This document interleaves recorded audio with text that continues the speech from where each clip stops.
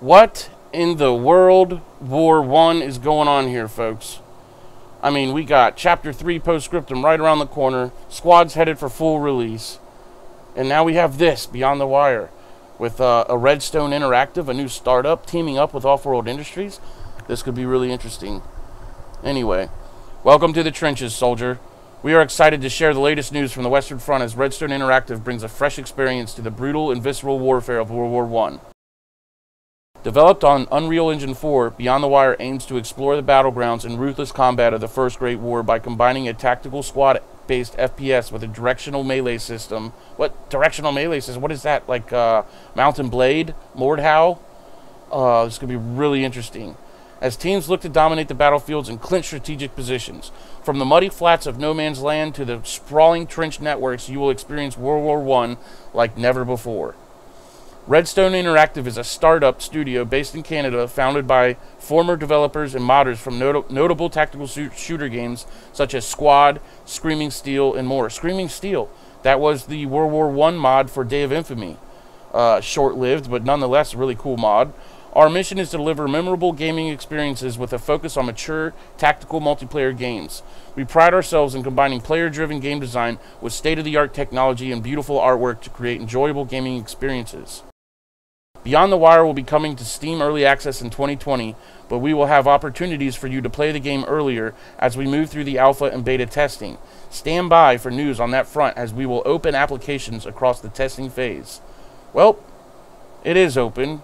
Register now for closed alpha access, so you can register for the alpha right now on their Beyond the Wire playbtw.com. So what is Beyond the Wire?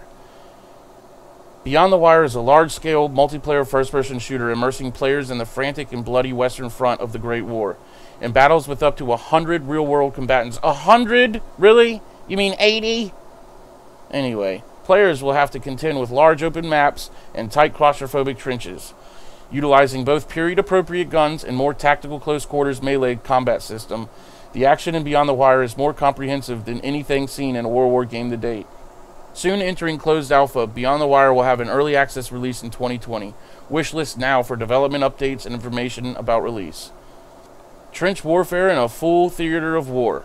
It's muddy, it's bloody, it's gruesome. Tight corners, waves of bayonets on all sides, and limited vision. This game shows off trench warfare at its worst. Take up the fight with your fellow soldiers in arms to defeat the enemy. Battle of up to 100 players in 50 vs 50 combat.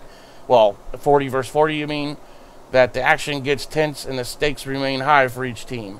Multiple game modes will provide player choice when it comes to how they experience the Great War, and beautifully detailed environments mean that maps provide fully immersive gameplay.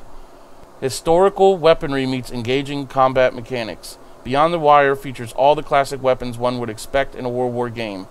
Rifles, pistols, shotguns, or trench guns they call them, and machine guns. The game also features a robust melee system that adds an extra layer of choice and brutality to the game. While our weapons were designed with an emphasis on historical accuracy, with minor changes made only when it creates a more engaging and fun gameplay experience. Though Beyond the Wire is not a simulation game, we strive for as much accuracy as possible, still ensuring a fun first-person shooter experience for a wide range of players. Play as the American, French, or German factions upon early access, with more included factions to come. Fight through the unforgiving battle of Passchendaele, the marshy no-man's land of Somme River region, and the terrifying trenches of Argonne. I don't think I've said one of those right, but anyway. So this whole melee system's got me really intrigued. Like, is it going to be like Mountain Blade? Are we going to be able to block attacks? Like, because that's something missing from most FPS. It's just melee in the face or not. Like, I would love to see blocking. And then, you know, multiple finish, depending on what direction you attack a guy, it's a different animation, you know, different finishers. This could be really, really cool. It says it's not a simulation game either. So this is going to be, with that said, and what they're saying about the melee system, I'm expecting some pretty gnarly action. You see the planes in the distance. Will we get off-map call-ins, kind of like in Squad and Post-Scriptum? This directional, in quotations, melee system is the most intriguing thing.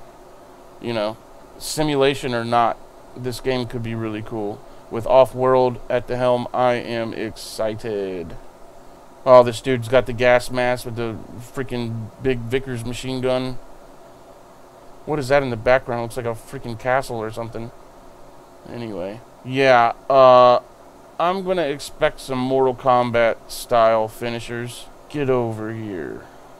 Look at that bayonet. It's a freaking sword. It's the size of a sword. Alright, that's it, folks.